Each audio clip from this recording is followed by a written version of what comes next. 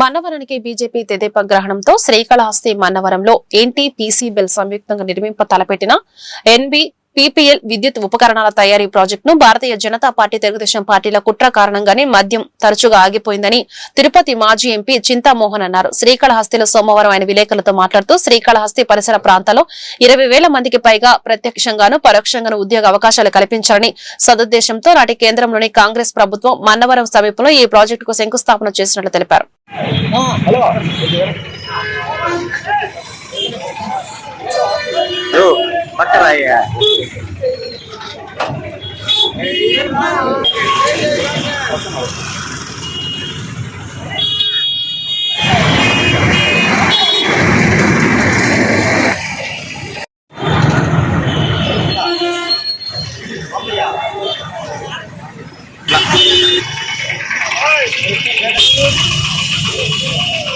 రావాలా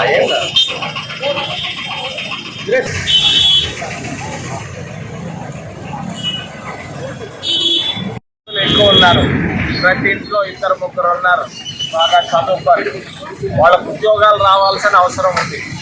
అందువరకే కాంగ్రెస్ ప్రభుత్వం, Congress party Mannavaram bell ఫ్యాక్టరీని ప్రారంభించారు. దాని మధ్యలో ఆపేశారు. దీన్ని మేము ఖండిస్తున్నాం. భారతీయ జనతా పార్టీ, తెలుగుదేశం పార్టీలో రెండు కలిసి కుట్రమంది దీన్ని ఆపేయి.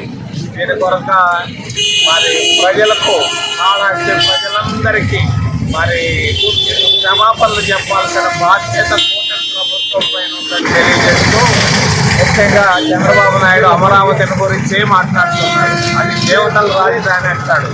కాళహస్తి ఎవరి రాజధాని? ఇక్కడ కూడా దేవతల రాజధాని కదా.